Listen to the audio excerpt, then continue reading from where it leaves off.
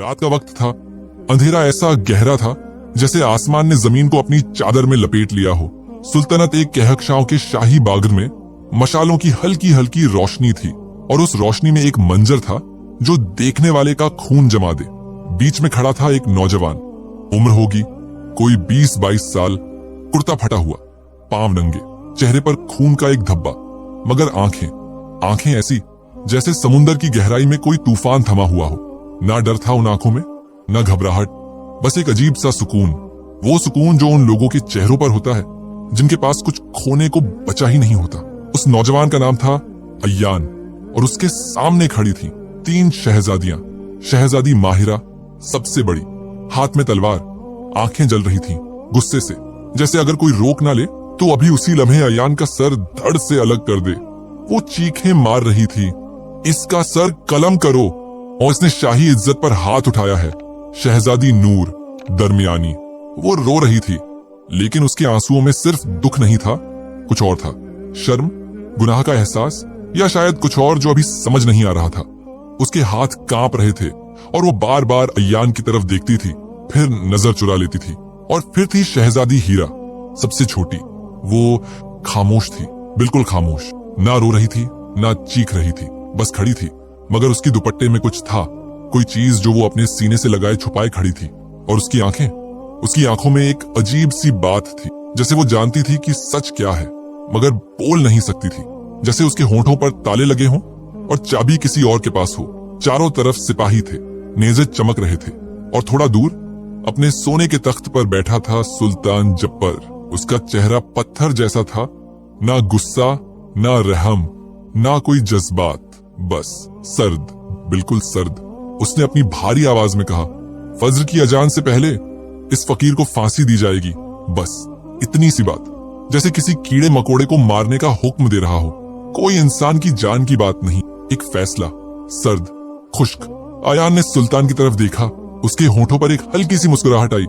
हाँ, मुस्कुराहट, मौत का हुक्म सुनने के बाद। और उसने आहिस्ता से कहा, इतनी धीमी आवाज में कि सिर्फ करीबी लोगों ने सुना, सुल्तान, आप मुझे मार सकते हैं, मगर सच को कैसे मारेंगे? सुल्तान की आंख फड़की, माहिरा का हाथ तलवार पर और कस गया, नूर का रोना और तेज हो गया, और हीरा ने अपनी दुपट्टे में छुपी चीज को और मजबूती से पकड़ लिया। अब दोस्तों, तुम सोच रहे होगे, यार ये अय्यान कौन है, ये फकीर क्यों है, इसने क्या किया कि 3 शहजादियां उसके सामने खड़ी हैं, एक मारने को तैयार, एक रोती हुई, एक खामोश। ये क्या सच है जो ये अपने सीने में छुपाए है, और वो चीज क्या है जो हीरा ने अपनी दुपट्टे में छुपाई है? रुको, सब्र करो, कहानी अभी शुरू हुई है। इस कहानी को समझने के लिए हमें पीछे जाना होगा, बहुत पीछे, उस दिन तक जब अय्यान की जिंदगी में पहला तूफान आया था। अय्यान का ताल्लुक किसी अमीर घराने से नहीं था, मगर गरीब भी नहीं था। उसका बाप रहमत अली एक छोटा सा कारीगर था जो लकड़ी का काम करता था। शीशम की लकड़ी से दरवाजे बनाता, खाटियां बनाता, कभी कभी अमीर लोगों के लिए अलमारियां। उसकी अम्मी जुबेदा घर संभालती थी। 2 वक्त की रोटी का इंतजाम हो जाता था। जिंदगी आम थी, सीधी सादी, मगर उस घर में एक चीज थी जो बहुत से महलों में नहीं मिलती, मोहब्बत। रहमत अली रोज रात को अय्यान को अपने पास बिठाता और कहता, बेटा, दुनिया में 2 चीजें हैं जो कोई छीन नहीं सकता, तेरी सच्चाई और तेरा किरदार। बाकी सब, पैसा, शोहरत, इज्जत, ये सब आती जाती हैं, मगर अगर तूने सच्चाई का दामन पकड़ा तो खुदा की कसम, जमाना तेरा कुछ नहीं बिगाड़ सकता। अय्यान छोटा था तब, 7-8 साल का। उसे ये बातें समझ नहीं आती थीं पूरी तरह, मगर उसके दिल में ये अल्फाज बैठ गए थे जैसे किसी ने गर्म लोहे पर नक्श कर दिए हों। फिर वो दिन आया। अय्यान 10 साल का था, बारिश का मौसम था, और उस साल बारिश ऐसे बरसी जैसे आसमान का सब्र टूट गया हो। नदियां उबल पड़ी, दरिया ने अपनी हदें तोड़ दी, और एक रात, एक काली जालिम रात में सैल आया। पानी इतनी तेजी से आया कि लोगों को समझने का वक्त ही नहीं मिला। अय्यान सो रहा था, उसकी अम्मी की चीख से आंख खुली। पहले पानी टखनों तक था, फिर घुटनों तक, फिर कमर तक। उसका बाप उसे उठाया, कंधे पर रख लिया और भागा।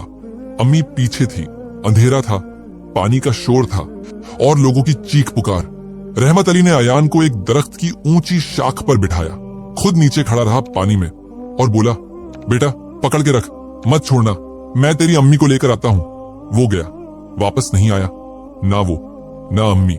सुबह जब पानी उतरा तो अयान उस दरख्त पर था, अकेला। हाथ लाल हो चुके थे शाख पकड़ पकड़ के, आंखें सूजी हुई थीं, आवाज नहीं निकल रही थी। लोगों ने उसे उतारा, किसी ने पानी पिलाया, किसी ने रोटी दी, मगर किसी ने वो चीज नहीं दी जो उसने खोई थी, अपने माँ बाप। 10 साल का एक बच्चा, दुनिया में अकेला, न घर, न आसरा, न कोई अपना। लोगों ने कुछ दिन रखा, फिर अपनी अपनी मुसीबतों में लौट गए। क्योंकि दोस्तों, यही सच्चाई है दुनिया की। जब तक मुसीबत नहीं होती है, लोग आते हैं। जब वो पुरानी हो जाती है, तो तुम अकेले हो जाते हो। अयान सड़कों पर आ गया, भूखा, नंगा, अकेला। मगर, और यहां सुनो ध्यान से, उस बच्चे के अंदर कुछ था। कोई रोशनी थी जो बुझी नहीं थी। शायद उसके बाप के अल्फाज थे जो उसकी रगों में दौड़ रहे थे। शायद उसकी अम्मी की दुआएं थीं जो उसके सर पर साया बन के खड़ी थी। मगर वो टूटता नहीं था, गिरता था, उठता था, रोता था, चुप हो जाता था, भूखा रहता था। मगर किसी से मांगने में एक अजीब सी शरारत थी उसकी आंखों में, जैसे कह रहा हो, देखना एक दिन क्या होगा।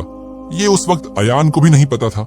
साल गुजरे, अयान बड़ा हुआ सड़कों पर, शहर शहर घूमता रहा, काम किया। कभी किसी की दुकान पर बर्तन धोए, कभी किसी के खेत में फसल काटी, कभी मस्जिद के बाहर झाड़ू लगाई, और लोगों ने जो दे दिया वो खा लिया। उसकी जिंदगी में ना कोई मंजिल थी, ना कोई नक्शा, मगर कुदरत को कुछ और मंजूर था।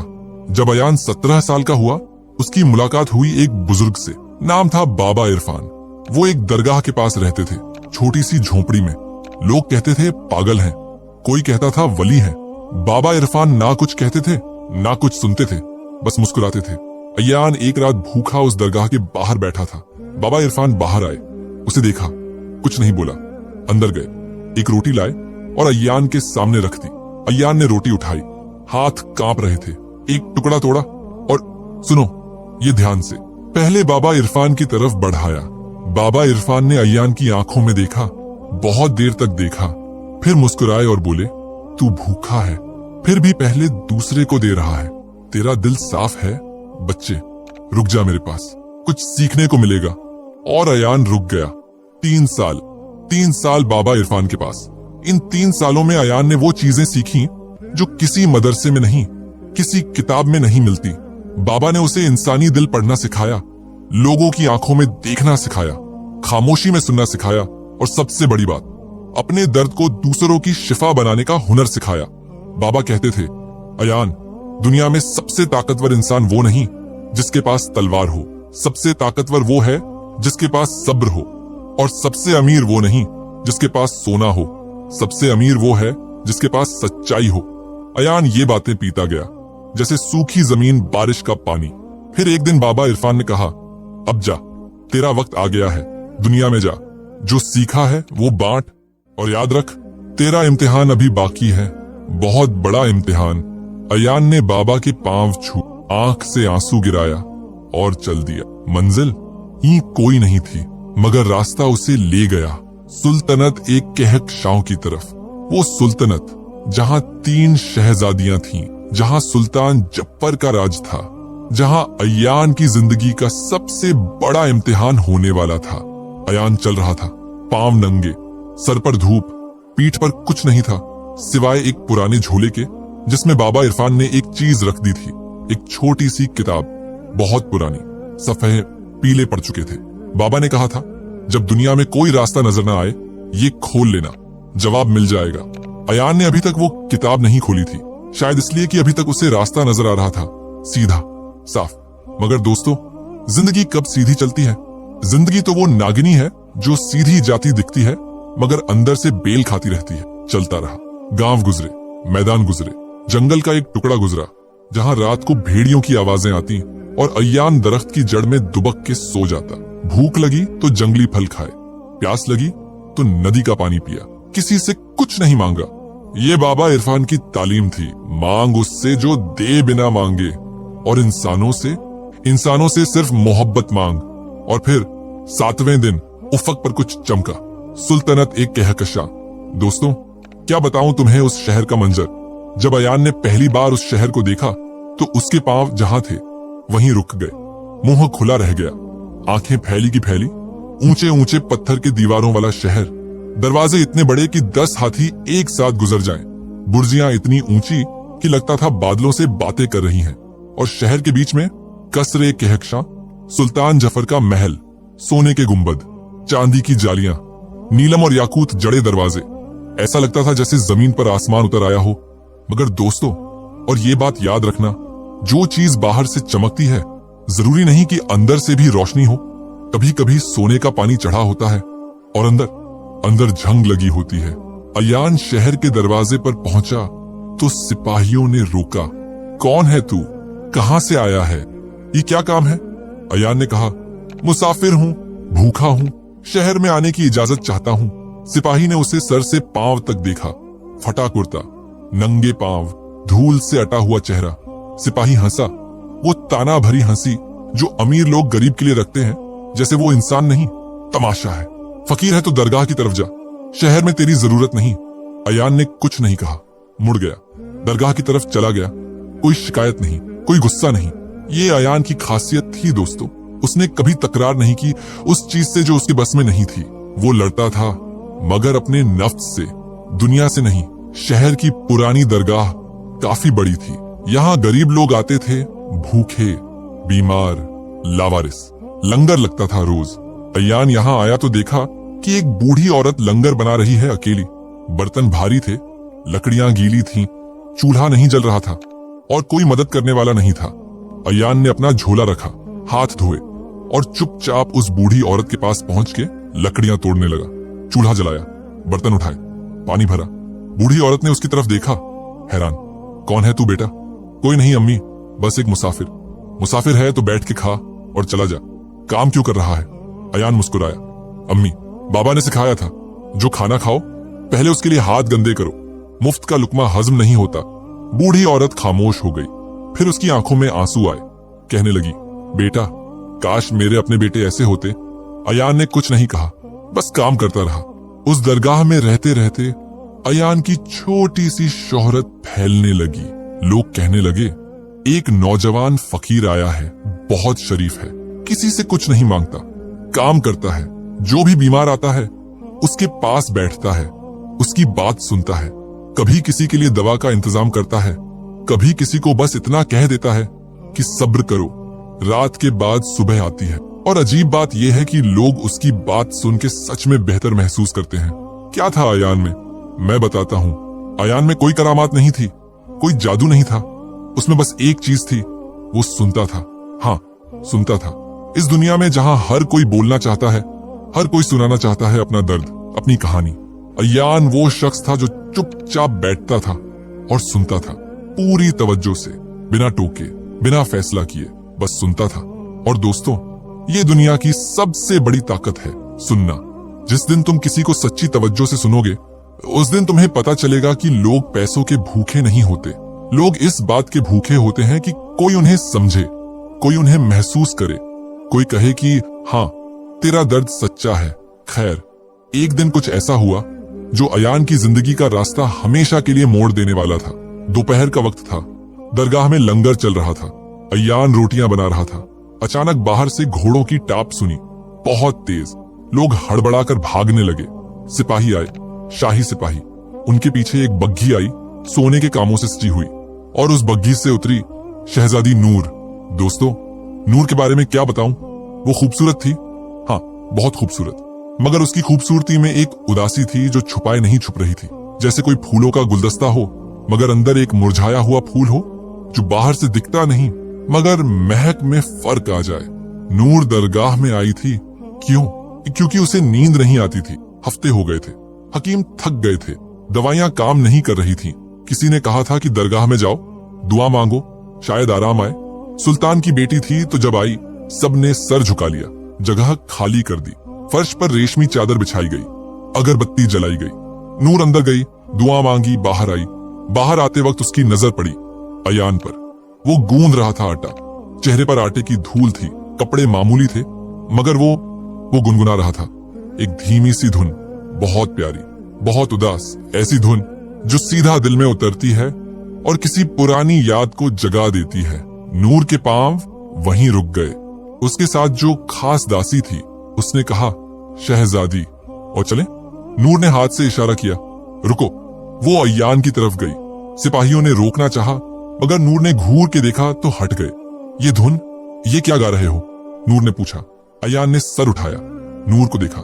कोई चौंक नहीं, कोई घबराहट नहीं, जैसे किसी आम इंसान से बात कर रहा हो। यही तो फर्क था अयान में। उसके लिए हर इंसान बराबर था, सुल्तान हो या फकीर, शहजादी हो या दासी। ये धुन मेरी अम्मी गाया करती थी, अयान ने कहा। जब मुझे नींद नहीं आती थी बचपन में तो ये गाती थी और मैं सो जाता था। नूर का चेहरा बदल गया, कुछ हिला उसके अंदर, आंखें भर आईं। मुझे नींद नहीं आती हफ्तों से, नूर ने कहा। और दोस्तों, ये पहली बार था कि उसने किसी अजनबी से अपनी तकलीफ का जिक्र किया, किसी अजनबी से, एक फकीर से। क्योंकि याद रखना ये बात, दर्द अपना हमदर्द खुद ढूंढ लेता है, उसे अमीर गरीब का फर्क नहीं पता। अयान ने एक लम्हा नूर की आंखों में देखा, फिर आहिस्ता से बोला, शहजादी, नींद ना आना बीमारी नहीं है, ये निशानी है। निशानी इस बात की कि अंदर कोई बात है जो बाहर आना चाहती है, मगर आप उसे रोक रही हैं। जब तक वो बात बाहर नहीं आएगी, नींद नहीं आएगी। नूर कांप गई। उसकी दासी ने अयान को घूर के देखा। तमीज से बात कर फकीर, शहजादी से ऐसे बात करने की तेरी हैसियत नहीं।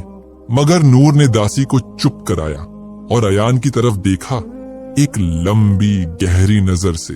फिर बिना कुछ कहे मुड़ गई, बग्घी में बैठी और चली गई। मगर दोस्तों, जब वो जा रही थी तो उसने पीछे मुड़ के एक बार और देखा, सिर्फ एक बार। और उस एक नजर में इतना कुछ था कि अगर अल्फाज में बयान करूं तो शायद 10 सफ़हात कम पड़ जाए। वो रात नूर ने पहली बार हफ्तों में नींद की गोलियां नहीं खाई। वो लेटी रही, आंखें बंद की, और उसे वो धुन याद आ रही थी जो अयान गुनगुना रहा था। और फिर पता नहीं कब उसकी आंख लग गई। सुबह जब उठी तो उसे खुद पर यकीन नहीं हुआ। नींद आई थी, इतनी गहरी कि सपना भी आया था। अपनी अम्मी का सपना, जो नूर जब छोटी थी तब गुजर गई थी। नूर की आंखें गीली थीं, मगर होठों पर हल्की सी मुस्कान थी। और उसी लम्हे उसने फैसला किया, वो उस फकीर से दोबारा मिलेगी। मगर दोस्तों, नूर नहीं जानती थी कि उसका ये फैसला सिर्फ उसकी जिंदगी नहीं, पूरी सुल्तनत की तकदीर बदलने वाला था। क्योंकि जब शहजादी नूर दरगाह की तरफ गई दूसरी बार, तो किसी और की नजर भी अयान पर पड़ी। शहजादी माहिरा की नजर, सबसे बड़ी शहजादी, वो शहजादी जिसके बारे में लोग कहते थे उसका दिल पत्थर का है, वो सिर्फ ताकत समझती है। मोहब्बत उसके लिए कमजोरों का काम है। और माहिरा ने जब देखा कि उसकी छोटी बहन नूर एक फकीर से मिलने जा रही है बार बार, तो उसके जहन में एक अलग ही कहानी बननी शुरू हो गई। एक खतरनाक कहानी, एक ऐसी कहानी जिसमें अयान का किरदार वो था जो अयान ने कभी सोचा भी नहीं था। क्या थी माहिरा के जहन में?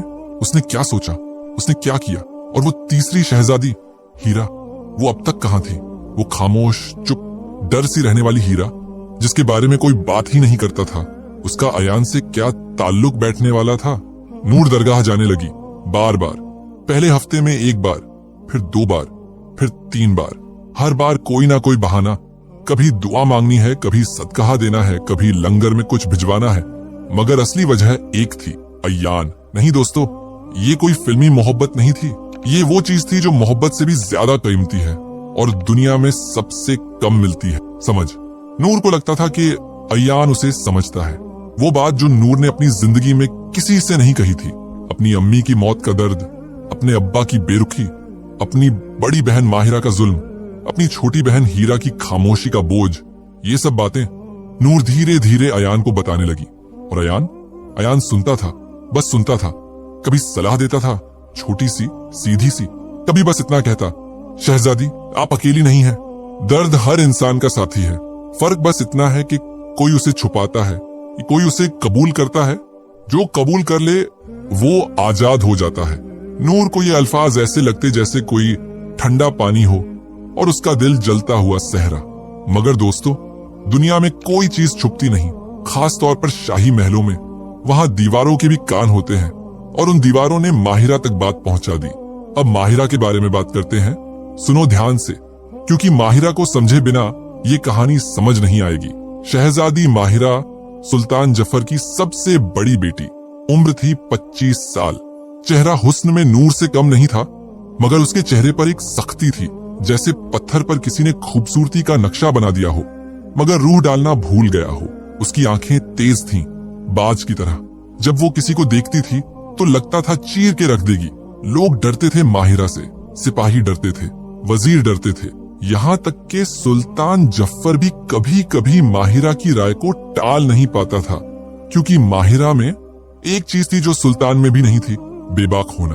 वो जो सोचती थी बोल देती थी, जो चाहती थी ले लेती थी, और जो उसके रास्ते में आता था उसे हटा देती थी। मगर दोस्तों, और यहाँ रुको, सांस लो और ध्यान से सुनो। माहिरा हमेशा से ऐसी नहीं थी। एक वक्त था जब माहिरा भी हंसती थी, खिलखिलाती थी, अपनी छोटी बहनों को गोद में उठाती थी, फूलों से खेलती थी। उसकी अम्मी मलिका जुबैदा जब तक जिंदा थी, माहिरा एक आम सी प्यारी सी बच्ची थी। फिर मलिका जुबैदा मर गई। नूर तब 5 साल की थी, हीरा 3 साल की और माहिरा 10 साल की। 10 साल की बच्ची जिसने अपनी अम्मी को मरते देखा, जिसने देखा कि उसका बाप सुल्तान जफर मलिका जुबैदा के मरने के चंद हफ्तों बाद दूसरी शादी कर रहा है, जिसने सुना कि लोग कह रहे हैं मल्लिका को झर दिया गया। मगर किसने दिया? किसी ने नहीं बताया, किसी ने जांच नहीं की। सुल्तान ने मामला दबा दिया।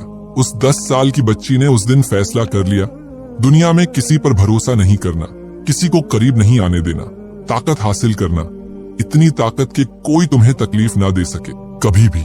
और इस तरह माहिरा बन गई वो माहिरा जो आज थी, सर्द, सख्त, बेबाक, जालिम, मगर उसके अंदर बहुत गहरे। वो 10 साल की बच्ची आज भी रो रही थी। बस माहिरा ने उसे इतनी गहराई में दफना दिया था कि खुद भी उसकी आवाज नहीं सुन पाती थी। जब माहिरा को पता चला कि नूर बार बार दरगाह जा रही है और एक फकीर से मिल रही है, उसके जहन में पहला ख्याल ये आया, ये फकीर कौन है? नूर को फंसाने आया है? शाही खजाने पर नजर है या कोई साजिश है? माहिरा का दिमाग हमेशा साजिश सोचता था, क्योंकि उसने बचपन से यही देखा था, साजिशें, धोखा, चालें। उसे लगता था दुनिया में हर इंसान कुछ चाहता है और कोई भी सीधा नहीं होता। उसने अपनी खास जासूसी दासी को भेजा, शमीम को। शमीम वो औरत थी जो सायों की तरह चलती थी, दीवारों में घुस जाती थी और कान लगाए रहती थी। सुल्तान के महल में कोई बात ऐसी नहीं थी जो शमीम को ना पता हो, और शमीम की हर बात माहिरा तक पहुंचती थी। शमीम दरगाह गई, छुप के बैठी, देखा, सुना और वापस आकर माहिरा को बताया, शहजादी, वो फकीर कोई आम फकीर नहीं। लोग कहते हैं उसमें कोई खास बात है। बीमार जाते हैं, ठीक होके आते हैं, दुखी जाते हैं, मुस्कुरा के आते हैं। और शहजादी नूर वो उस फकीर के सामने बैठती है और रोती है, बहुत रोती है, और वो फकीर बस सुनता है। माहिरा की आंख तेजी से फड़की। रोती है? नूर रोती है उसके सामने? अपनी शहजादी एक गंदे से फकीर के सामने रो रही है? माहिरा का चेहरा लाल हो गया। मगर ये गुस्सा नूर पर नहीं था दोस्तों, ये गुस्सा उस बात पर था कि नूर ने वो काम कर लिया जो माहिरा कभी नहीं कर सकी। किसी के सामने कमजोर पड़ना, अपना दर्द दिखाना, रोने देना खुद को। माहिरा के लिए ये सबसे बड़ी कमजोरी थी, और ये देखना कि उसकी बहन वो काम कर रही है जो वो खुद नहीं कर सकती, ये उसे अंदर से जला रहा था। मगर माहिरा ने गुस्सा नहीं दिखाया, नहीं, माहिरा ने कुछ और किया। उसने सोचना शुरू किया, और जब माहिरा सोचती थी दोस्तों, तो खतरनाक चीजें होती थीं।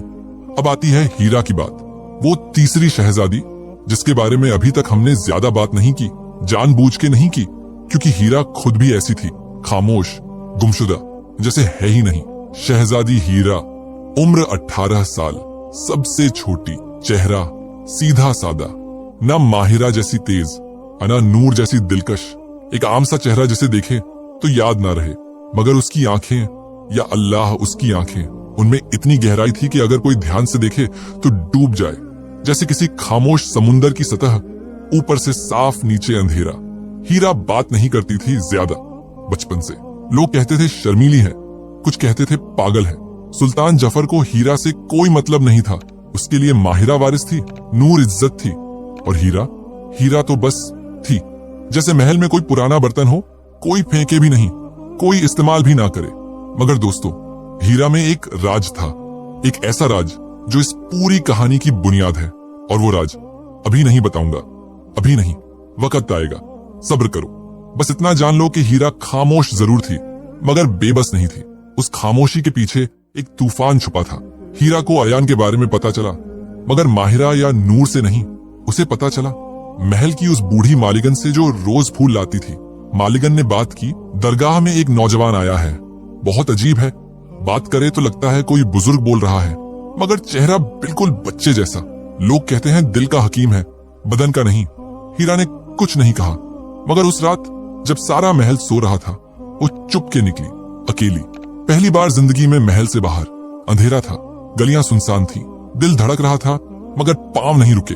दरगाह पहुंची, दरवाजा खुला था, अंदर एक दिया जल रहा था और उस दिए की रोशनी में अयान बैठा था।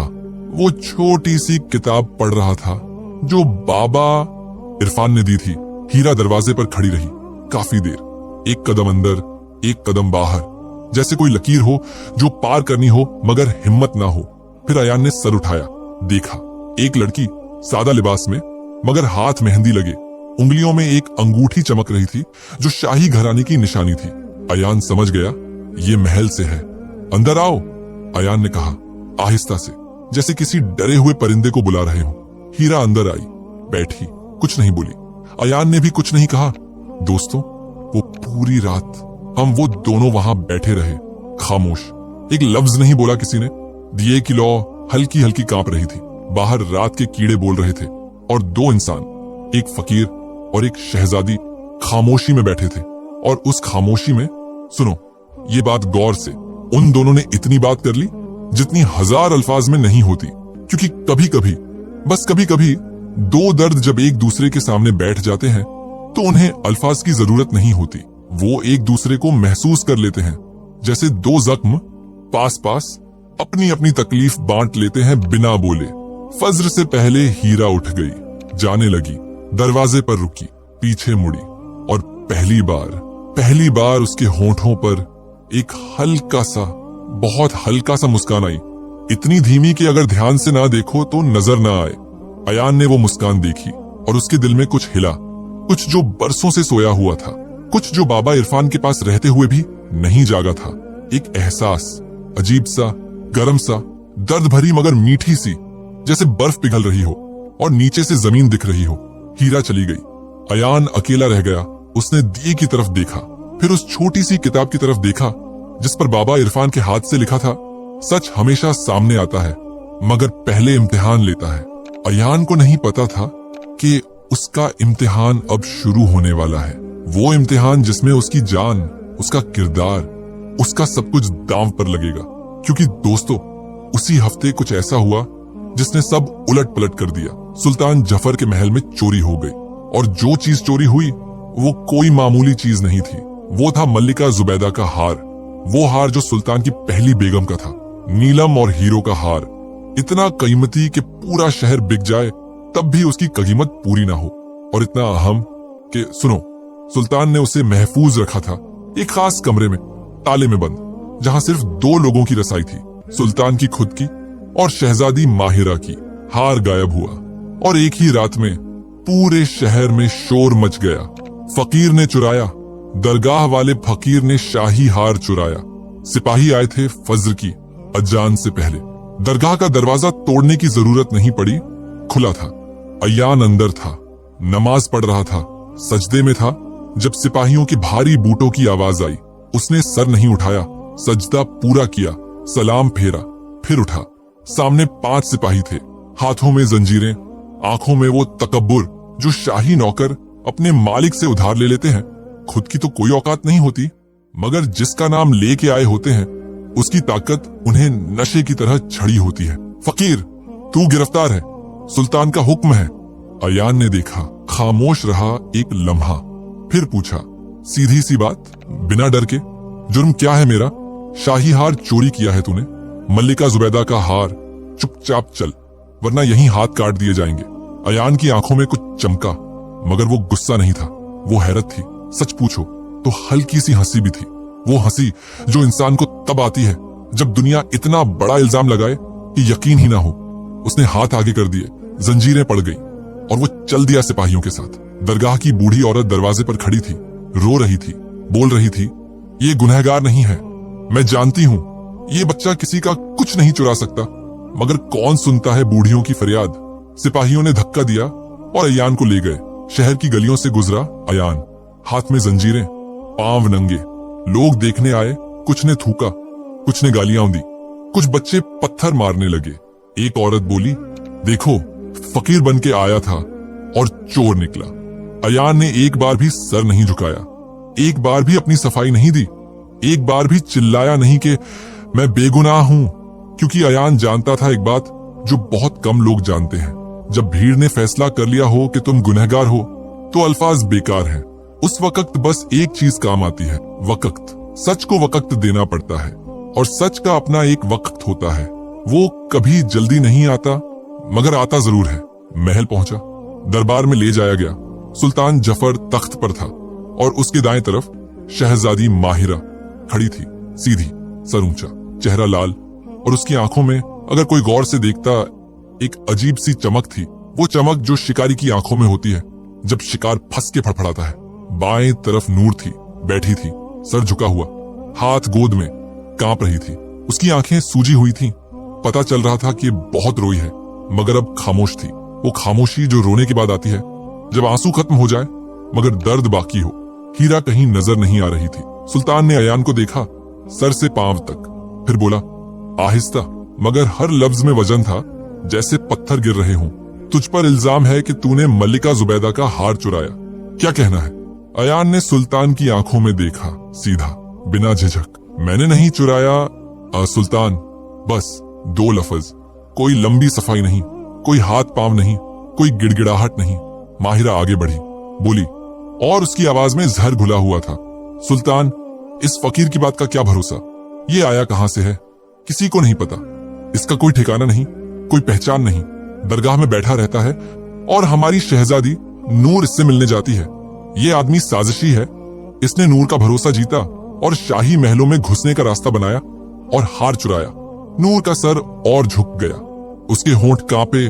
कुछ कहना चाहती थी मगर बोल नहीं पाई। सुल्तान ने नूर की तरफ देखा। नूर, क्या ये सच है कि तू इस फकीर से मिलती थी? नूर की आंख से आंसू गिरा। उसने हाँ में सर हिलाया। दरबार में सन्नाटा छा गया। फिर खुसुर पुसुर शुरू हुई, वो झारी खुसुर पुसुर जो दरबारों में होती है, जहां लोग दुश्मनी को भी मुस्कुरा के करते हैं। सुल्तान का चेहरा और सख्त हो गया। उसने अयान की तरफ देखा। फकीर, तेरे पास कोई सबूत है अपनी बेगुनाही का? अयान ने कहा, सुल्तान, बेगुनाही का सबूत नहीं होता, गुनाह का सबूत होता है। मुझ पर इल्जाम लगाने वाले के पास क्या सबूत है? माहिरा तैयार थी। उसने इशारा किया और शमीम, उसकी जासूसी दासी, सामने आई। शमीम ने एक कपड़े में लिपटी चीज सुल्तान के सामने रखी। कपड़ा खोला, अंदर था हार का एक हिस्सा, एक नीलम का पेंडेंट, टूटा हुआ, और उसके साथ था अयान का वो पुराना रुमाल जिस पर बाबा इरफान की दरगाह का निशान बना हुआ था। शमीम बोली, सुल्तान सलामत, ये पेंडेंट और ये रुमाल दरगाह के पास से मिले हैं, फकीर की जगह से। हार का बाकी हिस्सा अभी नहीं मिला, शायद इसने किसी को बेच दिया या कहीं और छुपाया है। दरबार में शोर मच गया। लोग चिल्लाने लगे, चोर है, सजा दो, फांसी दो। अयान ने शमीम को देखा, फिर माहिरा को देखा। उसकी नजर में ना गुस्सा था ना नफरत, बस एक उदासी थी। वो उदासी जो तब आती है जब तुम जानते हो कि सामने वाला इंसान बुरा नहीं है, बस टूटा हुआ है और अपनी टूट फूट को दूसरों पर निकाल रहा है। अयान ने आहिस्ता से कहा, इतनी धीमी आवाज में कि सिर्फ आगे के लोगों ने सुना, शहजादी माहिरा, आप जानती हैं सच क्या है? माहिरा का चेहरा एक लम्हे के लिए बदला। एक लम्हा, बस एक लम्हा, जैसे किसी ने नकाब के पीछे छुपी उस 10 साल की बच्ची को छू लिया हो। मगर फिर वो नकाब वापस आ गया और माहिरा की आवाज और सख्त हो गई, इस फकीर को कैद में डालो, कल फजर से पहले फैसला होगा। सुल्तान ने सर हिलाया, हुक्म दे दिया और अयान को घसीट के ले जाया गया। महल के नीचे, जमीन के अंदर, उस अंधेरी कोठरी में जहां रोशनी का एक कतरा भी नहीं पहुंचता था, जहां सीलन थी, अंधेरा था और चूहे दौड़ते थे, जहां कैदियों की पुरानी चीखें दीवारों में बसी हुई थीं।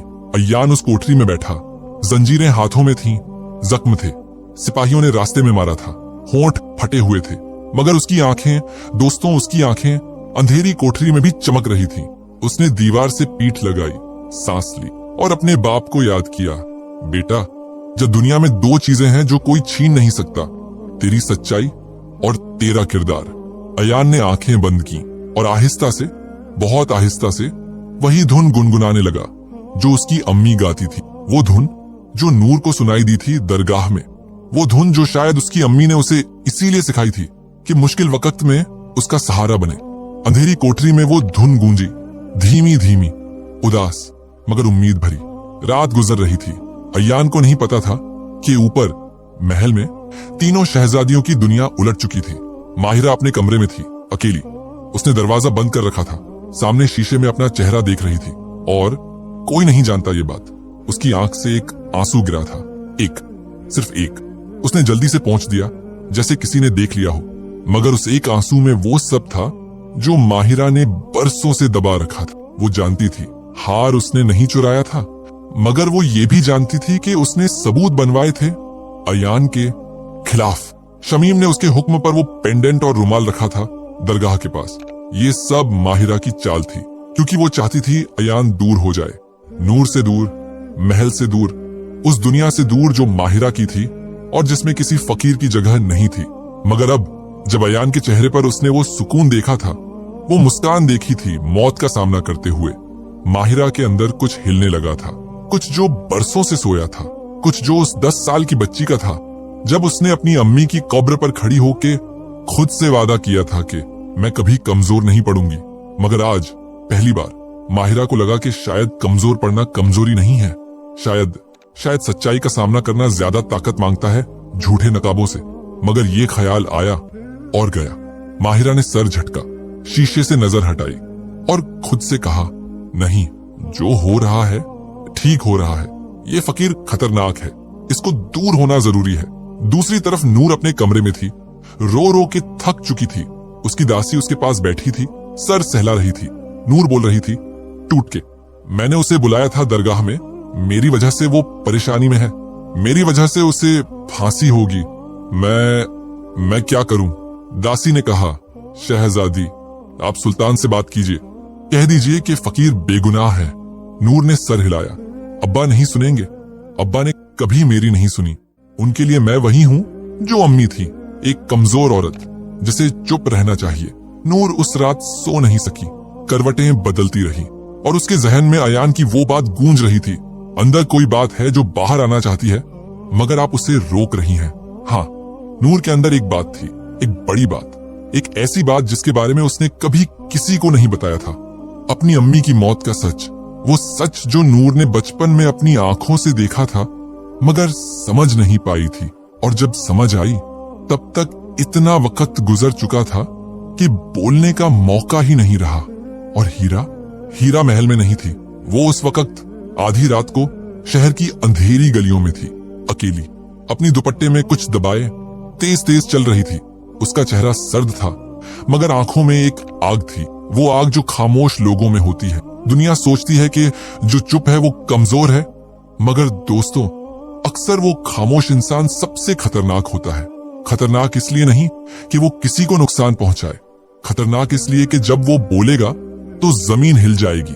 हीरा कहाँ जा रही थी, क्या था उसकी दुपट्टे में, और वो क्या करने वाली थी जो किसी ने सोचा भी नहीं था। फज्र करीब आ रही थी, अयान की फांसी का वक्त करीब आ रहा था और रात, वो काली, लंबी, जालिम रात अपने आखिरी पहरों में थी। दोस्तों, रात का आखिरी पहर था, वो पहर जिसे कहते हैं सबसे गहरा अंधेरा। और एक पुरानी बात है कि सबसे गहरा अंधेरा फज्र से ठीक पहले होता है, जब लगता है कि रोशनी कभी आएगी ही नहीं। उसी लम्हे उफ़्क़ पर एक लकीर उभरती है, मगर उस लम्हे तक पहुंचना वो असली इम्तिहान है। अयान अंधेरी कोठरी में था, जंजीरें हाथों में, जिस्म थका हुआ, जख्म दर्द कर रहे थे, मगर, और ये बात याद रखना, उसकी आंखें बंद थीं और होंठों पर बाबा इरफान की सिखाई हुई वो दुआ थी जो बाबा ने कहा था, जब दुनिया अंधेरी हो जाए तो अपने अंदर की रोशनी जला ले। वो रोशनी जो तेरे रब ने तेरे सीने में रखी है, उससे कोई बुझा नहीं सकता, कोई नहीं।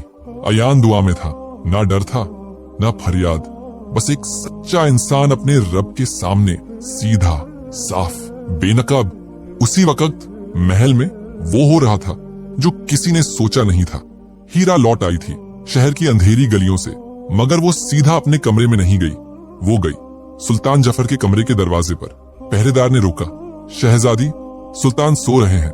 सुबह आई। हीरा ने पहली बार अपनी जिंदगी में आवाज उठाई, इतनी बुलंद के पहरेदार चौंक गया। दरवाजा खोलो अभी, वरना मैं यहीं चीखूंगी और पूरा महल जाग उठेगा। और जो बात मैं सुल्तान को अकेले में बताना चाहती हूँ वो सबके सामने बताऊंगी। पहरेदार ने हीरा की आंखों में देखा। उस खामोश लड़की की आंखों में आज आग थी, वो आग जो बरसों की खामोशी में दबी रही थी और आज भड़क उठी थी। पहरेदार को समझ नहीं आई कि क्या करे, मगर कुछ था हीरा की आवाज में, एक ऐसी ताकत जो ताकत से नहीं सच्चाई से आती है, कि पहरेदार ने दरवाजा खोल दिया। सुल्तान जफर जाग रहा था, वैसे भी नींद नहीं आई थी उसे भी, शायद ज़मीर अगर बचा था कुछ कह रहा था। जब हीरा अंदर आई तो सुल्तान ने हैरत से देखा। हीरा, तू? इस वक्त हीरा ने दरवाजा अपने पीछे बंद किया और सुल्तान के सामने खड़ी हो गई, सीधी, बिना सर झुकाए। पहली बार सुल्तान को अजीब लगा, ये वो लड़की है जो हमेशा नजर चुराती है, कोने में खड़ी रहती है, बात नहीं करती। आज ये कैसे सर उठा के खड़ी है? हीरा ने अपने दुपट्टे में से वो चीज निकाली जो वो दबाए फिर रही थी, एक मुड़ा हुआ कागज, पुराना, पीला पड़ा हुआ, और उसके साथ मलिका जुबैदा का असली हार, पूरा हार, साबित सलामत। एक नीलम भी गायब नहीं। सुल्तान की आंखें फैली की फैली रह गईं, उसका मुंह खुला, हाथ कांपा। ये हार तुझे कहां मिला? हीरा ने हार सुल्तान के सामने रख दिया, फिर वो कागज खोला और बोली, और दोस्तों? उसकी आवाज में आज वो भारीपन था जो उन लोगों की आवाज में होता है जो बरसों का बोझ एक ही लम्हे में उतार रहे हों। अब्बा, ये हार कभी चुराया नहीं गया, ये हार माहिरा बाजी के कमरे में था, हमेशा से।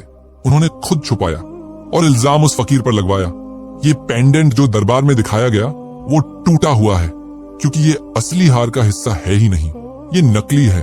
शमीम ने बाजार से बनवाया था, माहिरा बाजी के हुक्म पर। सुल्तान का चेहरा सफेद पड़ गया, वो बैठा रहा, तकिए पर हिलने की ताकत नहीं थी। तुझे कैसे पता? और यहाँ दोस्तों, हीरा ने वो बात बताई जो इस पूरी कहानी की जान है, वो राज जो हीरा के सीने में बरसों से दबा था, वो बात जिसकी वजह से हीरा खामोश थी। इसीलिए नहीं कि वो बोल नहीं सकती थी, बल्कि इसलिए कि अगर बोलती तो दुनिया उलट जाती। अब्बा, मुझे सब पता है, बचपन से पता है। मैं छोटी थी, 3 साल की, मगर मुझे याद है, सब याद है। हीरा की आवाज कांपी, मगर वो रुकी नहीं। अम्मी को जहर नहीं दिया गया था, अम्मी बीमार थी, बहुत बीमार, और उन्हें दवा मिल सकती थी। शहर के बाहर दूर मुल्क में एक हकीम था जिसके पास इलाज था, मगर आपने उन्हें जाने नहीं दिया। आपने कहा था कि सुल्तनत की मलिका शहर नहीं छोड़ सकती, इज्जत का मसला है। और अम्मी यहाँ रहीं और मर गईं।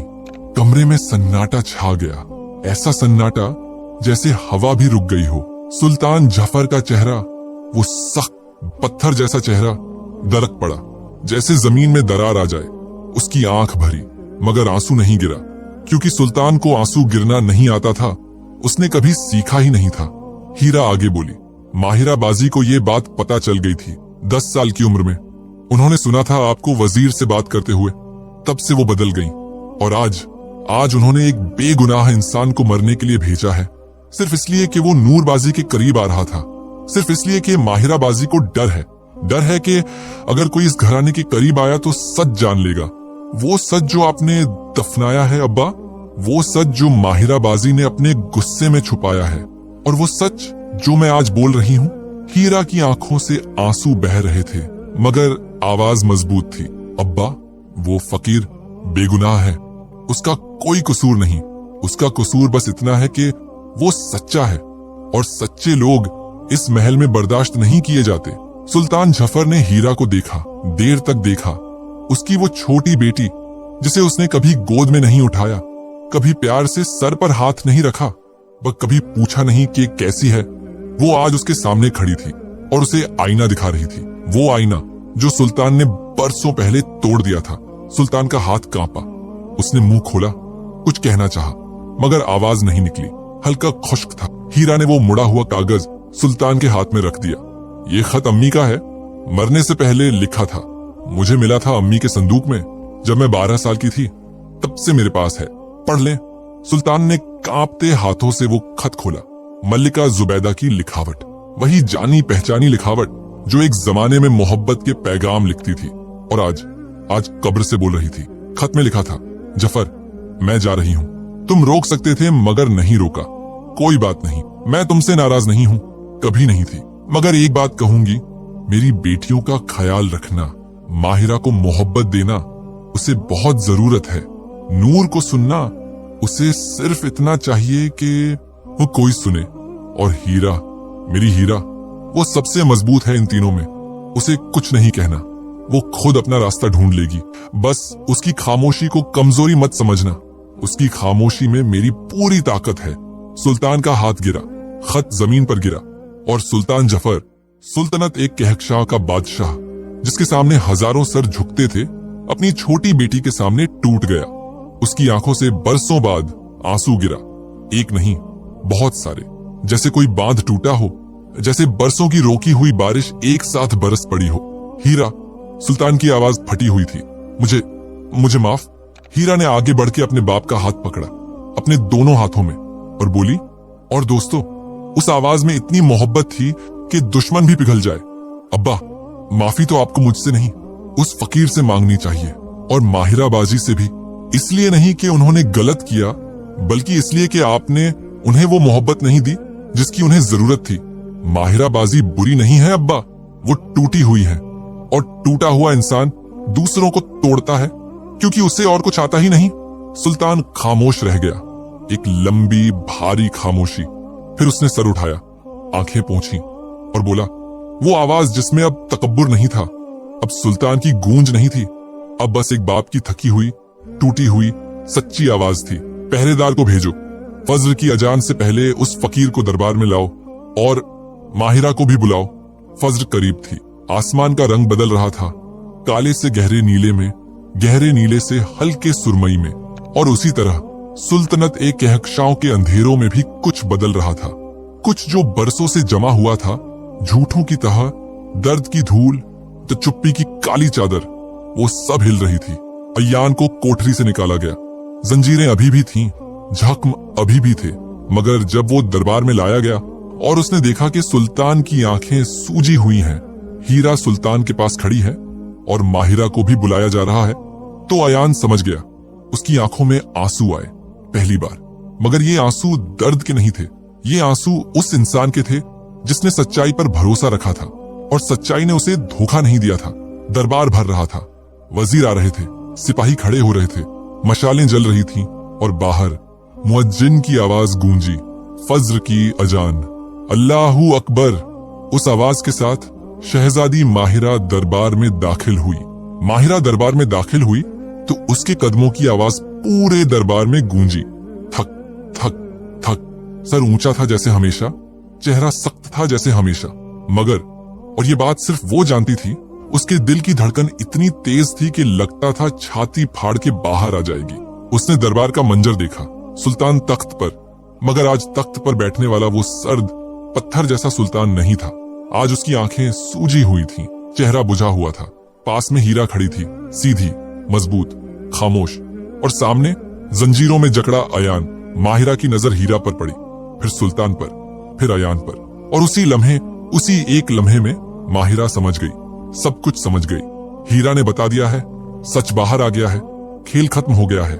एक लम्हा आया जब माहिरा के पांव रुक गए बीच दरबार में, ना आगे गई ना पीछे, जैसे जमीन ने उसे पकड़ लिया हो। उसका चेहरा, वो सख्त लोहे जैसा चेहरा, दरक पड़ने लगा, जैसे किसी मजबूत दीवार में बाल की दरार आए और फिर वो दरार फैलते फैलते पूरी दीवार गिरा दे। सुल्तान ने कहा, और उसकी आवाज में ना गुस्सा था ना हुक्म, बस थकान थी, बरसों की थकान। माहिरा, बैठो। माहिरा ने सुल्तान को देखा, उसकी आंख फड़की, मगर बैठी नहीं। सुल्तान ने फिर कहा, बेटी बैठो। बेटी, कितने सालों बाद सुल्तान ने ये लफ्ज इस्तेमाल किया था, कितने सालों बाद माहिरा ने अपने बाप के मुंह से ये सुना था, ये एक लफ्ज, बस ये एक छोटा सा लफ्ज, और माहिरा की दीवार गिर गई। उसके घुटने कमजोर हुए, वो वहीं बैठ गई बीच दरबार में, संगमरमर के फर्श पर। और दोस्तों सुनो, शहजादी माहिरा रोई, खुल के रोई, पहली बार 15 सालों में। वो रोना जो बरसों से रोका हुआ था, वो आज निकला। आवाज ऐसी जैसे कोई जानवर जख्मी हो के चिल्लाए, कांप कांप के, टूटी टूटी, बेहाल। दरबार में सन्नाटा था, कोई नहीं बोला। वजीर खामोश, सिपाही खामोश, सब देख रहे थे। वो शहजादी जो सबको डराती थी, वो शहजादी जिसका नाम सुनते ही लोग कांपते थे, वो आज फर्श पर बैठी थी, और बच्ची की तरह रो रही थी।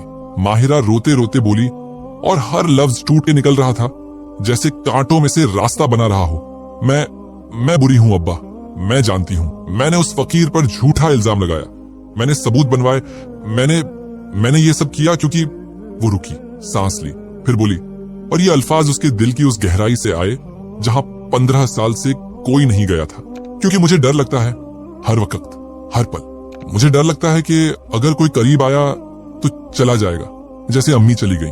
मुझे डर लगता है कि अगर मैंने कमजोरी दिखाई तो लोग मुझे तोड़ देंगे, जैसे आपने अम्मी को तोड़ दिया था अब्बा। मैं इसलिए सख्त हूं क्योंकि मुझे कभी किसी ने नरम होना नहीं सिखाया। अम्मी ने सिखाया होता, मगर अम्मी नहीं रही। और आपने कभी मेरी तरफ देखा ही नहीं। सुल्तान का सर झुका, आंखें बंद। हर लफ्ज जैसे एक छुरी थी जो आहिस्तगी से दिल में उतर रही थी। मगर ये छुरी जरूरी थी, क्योंकि कभी कभी दर्द की छुरी ही वो जहर बाहर निकालती है जो बरसों से अंदर सड़ता रहता है। माहिरा ने अयान की तरफ देखा। उसकी आंखें लाल थीं, चेहरा गीला था, मगर अब उसका चेहरा वो सख्त नकाब नहीं था। अब वो एक टूटी हुई लड़की का चेहरा था, एक ऐसी लड़की का जो 15 सालों से अकेली लड़ रही थी, अपने से, दुनिया से, अपने दर्द से। फकीर, तुझे मुझसे नफरत होगी? अयान ने माहिरा को देखा, देर तक देखा, फिर। और दोस्तों, ये वो लम्हा है जो इस पूरी कहानी का दिल है। अयान मुस्कुराया, हाँ मुस्कुराया। वो मुस्कान जिसमें ना ताना था, ना मजाक, ना जीत का गुरूर, बस रहम थी, बस समझ थी, बस इंसानियत थी। अयान ने कहा, आहिस्ता से, नरम से, ये जैसे कोई झकमी परिंदे से बात करे। शहजादी, नफरत करने के लिए बहुत ताकत चाहिए, और मैं अपनी ताकत मोहब्बत में लगाता हूँ, नफरत के लिए बचती ही नहीं। दरबार में कुछ लोगों की आंखें भर आईं। एक सिपाही ने मुंह फेरा कि आंसू पहुंचे। एक वजीर ने सर झुकाया। अयान आगे बोला, आपने मुझ पर इल्जाम लगाया, ये आपका कसूर नहीं है, ये आपके दर्द का कसूर है, और दर्द से मैं नहीं लड़ सकता। ये लड़ाई आपको खुद लड़नी है। मगर इतना कह सकता हूँ, आप अकेली नहीं हैं, आपकी बहनें हैं, आपका बाप है, और सबसे बढ़ के आपका अपना दिल है। उस दिल को मौका दीजिए। उस 10 साल की बच्ची को बाहर आने दीजिए जो आपने अंदर बंद कर रखी है। वो बहुत थक गई है अकेली रह के। माहिरा का रोना और तेज हो गया, मगर इस बार रोना दर्द का नहीं था। इस बार वो रोना राहत का था। वो रोना जो तब आता है जब बरसों का बोझ उतरता है, जब कोई तुम्हें कह दे कि मैं समझता हूँ, और तुम जानो ये कि सच में समझता है। उसी वक्त नूर दरबार में आई, भागती हुई। उसे पता चला था कि कुछ हो रहा है। जब उसने मंजर देखा, माहिरा फर्श पर, अयान जंजीरों में मुस्कुराता हुआ, सुल्तान टूटता हुआ, हीरा खामोश मगर मजबूत, तो नूर के पांव वहीं जम गए। फिर नूर ने वो काम किया जो किसी ने सोचा नहीं था। वो सीधी माहिरा के पास गई, फर्श पर बैठी, और अपनी बड़ी बहन को, उस बहन को जिससे वो डरती थी, जिससे वो कांपती थी, अपनी बाहों में ले लिया, गले लगा लिया मजबूती से, जैसे कभी छोड़ेगी नहीं। माहिरा पहले अकड़ी, जैसे जिस्म ने पुरानी आदत से इनकार किया, मगर फिर धीरे धीरे पिघल गई। अपनी छोटी बहन के कंधे पर सर रख दिया, और 2 बहनें जिनके दरमियान बरसों की दूरी थी, बरसों की नाराजगी थी, बरसों की गलतफहमियां थी, फर्श पर बैठी थी, गले मिली हुई थी, रो रही थी। हीरा ने ये मंजर देखा। उसकी आंखों में आंसू आए, मगर होठों पर मुस्कान थी। वो भी आहिस्तगी से आई, अपनी दोनों बड़ी बहनों के पास बैठी, अपना हाथ माहिरा की पीठ पर रखा। कुछ नहीं बोली, बोलने की जरूरत नहीं थी। 3 बहनें, एक फर्श पर, सालों का दर्द, सालों का फासला, और आज एक फकीर की वजह से सब पिघल रहा था। सुल्तान जफर ने यह मंजर देखा, अपनी तीनों बेटियों को ऐसे देखा जैसे पहली बार देख रहा हो। फिर वो उठा, तख्त से उतरा, धीरे धीरे, एक एक सीढ़ी, और सुल्तनत एक कहकशाओं का बादशाह अपनी बेटियों के पास फर्श पर बैठा। अपने हाथों से, उन हाथों से जो हुक्म मौत पर मोहर लगाते थे, अपनी बेटियों का सर सहलाया। कुछ नहीं बोला, बोलने की जरूरत नहीं थी। कभी कभी छूना काफी होता है, कभी कभी बस पास होना काफी होता है। फिर सुल्तान ने सर उठाया, सिपाहियों को देखा, बोला, और इस बार उसकी आवाज में वो वजन था जो सच्चे फैसलों में होता। है, इस फकीर की जंजीरें खोलो। जंजीरें खुली।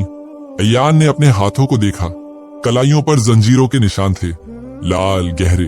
शायद ये निशान जिंदगी भर नहीं जाएंगे, मगर अयान ने उन निशानों को देख के मुस्कुराया, क्योंकि ये निशान उसके लिए ताजे थे कि सच्चाई की कीमत होती है, मगर वो कीमत देने के बाद जो मिलता है वो बेकीमत होता है। सुल्तान ने अयान की तरफ देखा, उठा, अपनी बेटियों के बीच से उठा और सुनो ये ध्यान से, सुल्तान जफर, सुल्तनत ए कहकशां का हुक्मरान, उस फकीर के सामने आया और बोला, मुझे माफ कर दे। 3 लफ्ज, एक सुल्तान की जबान से, एक फकीर के लिए। दरबार में सन्नाटा था, वजीर हैरान, सिपाही हैरान। ये पहली बार था पूरी सुल्तनत की तारीख में, पहली बार कि किसी सुल्तान ने किसी आम इंसान से माफी मांगी थी। अयान ने सुल्तान का हाथ पकड़ा दोनों हाथों में और कहा, सुल्तान, माफी मांगने में कमजोरी नहीं होती, ये सबसे बड़ी ताकत है। और आज आपने वो काम किया है जो बहुत कम लोग कर पाते हैं। आपने अपना आईना देखा, अपनी गलती कबूल की। यही सच्ची सल्तनत है, अपने नफ्स पर हुकूमत।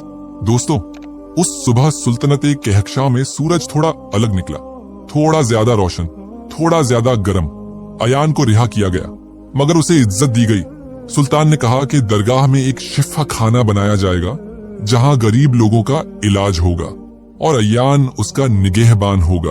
अयान ने मान लिया, लेकिन एक शर्त पर। मैं फकीर था, फकीर रहूंगा, ना कोई ओहदा चाहिए, ना कोई खिताब, बस लोगों की खिदमत करने दीजिए। माहिरा बदली, एक दिन में नहीं, धीरे धीरे, मगर उस सुबह से शुरुआत हो गई। उसने शमीम को बुलाया और कहा, आज से तेरा काम जासूसी नहीं है, आज से तू दरगाह के शिफा खाने में काम करेगी। शमीम हैरान रह गई, मगर माहिरा की आंख में जो नमी थी, उसने बता दिया कि ये माहिरा बदल चुकी है। नूर को नींद आने लगी, हर रात गहरी नींद, सपनों वाली नींद, क्योंकि उसके अंदर जो बात दबी थी वो बाहर आ चुकी थी। वो दर्द जो बरसों से सीने में घाव बना हुआ था, उसने हवा खा ली थी, और हवा खाया हुआ घाव भरता है दोस्तों, छुपाया हुआ सड़ता रहता है। और हीरा वहीं रही, खामोश, सीधी, अपने में। मगर अब उसकी खामोशी में उदासी नहीं थी, अब उसकी खामोशी में सुकून था। वो सुकून जो उस इंसान को मिलता है जिसने अपना फर्ज निभा दिया हो। और अयान उस शहर में रहा, शिफा खाने में काम करता रहा, लोगों का दर्द सुनता रहा, उन्हें वो बात बताता रहा जो बाबा इरफान ने उसे सिखाई थी कि दर्द इंसान को तोड़ता नहीं, बनाता है। बस शर्त यह है कि तुम उससे छुपाओ नहीं, कबूल करो। एक शाम अयान दरगाह के बाहर बैठा था, सूरज डूब रहा था, आसमान सुर्ख था, और अयान के हाथ में बाबा इरफान की वो छोटी किताब थी। उसने खोली, एक सफदा पढ़ा। उस पर लिखा था, दुनिया में सबसे बड़ा फकीर वो नहीं जिसके पास कुछ ना हो, सबसे बड़ा फकीर वो है जिसके पास सब कुछ हो मगर सुकून ना हो, और सबसे अमीर वो है जिसके पास कुछ ना हो मगर दिल में सच्चाई हो और आंखों में सुकून। अयान ने किताब बंद की, आसमान की तरफ देखा, मुस्कुराया और आहिस्ता से, बहुत आहिस्ता, वही धुन गुनगुनाने लगा, अपनी अम्मी वाली धुन। वो धुन जो एक टूटी हुई शहजादी को नींद दे गई थी, वो धुन जो एक सख्त शहजादी का नकाब गिरा गई थी, वो धुन जो एक खामोश शहजादी की आवाज बन गई थी, वो धुन जो दर्द से शुरू होती थी मगर उम्मीद पर खत्म होती थी। दोस्तों, ये कहानी यहाँ खत्म होती है, मगर इसका सबक खत्म नहीं होता। इस कहानी ने मुझे एक बात सिखाई, और वो ये कि हर इंसान के अंदर एक टूटा हुआ बच्चा है। कोई माहिरा की तरह उसे गुस्से में छुपाता है, कोई नूर की तरह उसे आंसुओं में डुबोता है, और कोई हीरा की तरह उसे खामोशी में दबा के रखता है। मगर जब तक तुम उस बच्चे को गले नहीं लगाते, जब तक तुम अपने दर्द को कबूल नहीं करते, तब तक तुम आजाद नहीं हो सकते। और दूसरी बात ये कि सच्चाई की कजीमत होती है, बहुत बड़ी कजीमत। जंजीरें पड़ती हैं, इल्जाम लगते हैं, दुनिया दुश्मन हो जाती है, मगर सच्चाई का एक खौस्सा है, वो हमेशा हमेशा जीतती है। देर से सही, अंधेरी रात के बाद सही, मगर सुबह आती है, जरूर आती है। अगर ये कहानी तुम्हारे दिल को छू गई, अगर तुमने महसूस किया कि ये सिर्फ कहानी नहीं, ये जिंदगी की बात है, तो इस वीडियो को लाइक करो, अपने उन दोस्तों को भेजो जिन्हें इसकी जरूरत है। हम सबको कभी ना कभी इसकी जरूरत होती है। कमेंट में लिखो कि तुमने इस कहानी से क्या सीखा। मैं हर कमेंट पढ़ता हूँ, सच में पढ़ता हूँ। और अगर अभी तक इस चैनल से जुड़े नहीं हो तो सब्सक्राइब कर लो, क्योंकि ऐसे किस्से, ऐसे सबक ये कहीं और नहीं मिलेंगे। मिलते हैं अगले किस्से में। तब तक अपने अंदर के उस टूटे हुए बच्चे को गले लगाओ, उससे कहो कि तुझे मैं समझता हूँ, बस इतना काफी है, बस इतना। खुदा हाफिज।